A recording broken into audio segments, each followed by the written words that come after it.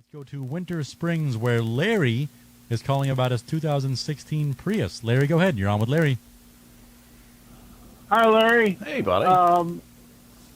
I had a 2011 Toyota Sienna, and with Amsoil, I never had anything go wrong with it. A year ago, well, about last July, somebody rear-ended me and totaled it. So after a few months, I found a 2013 Sienna that, and it's not. It had, the other had 140,000. This had 150,000. It's doing okay, but it has the 2013 has BMS or BSM, blind spot monitor system on it. Yes. And my wife covets that. She has a 2016 Prius V, I think trim model 2, and it does not have that. And she wants me to sell my car so she can buy a new one. And is there any way we can put the BSM as an aftermarket thing on the 2016 Prius? I'm sure that it can be done. What I would need to actually do a little research on that. The biggest thing is, Larry, I would want to see if the vehicle itself was pre-wired for it. If it is, it would be a lot simpler of an installation instead of having to, run wires all over the car.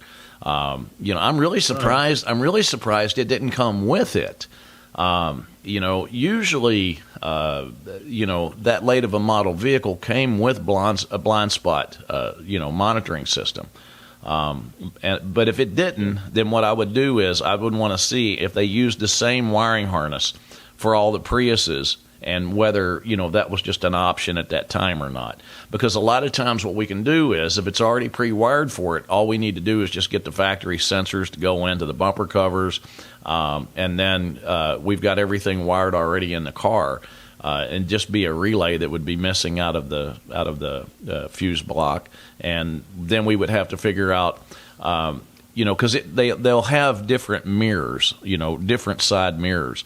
Right. If it does have the blind spot monitoring system, but some of the aftermarket ones you can actually add just running the wires through the mirror itself and actually add that to the lens. And then that would actually give you the indication if there was a car there or not.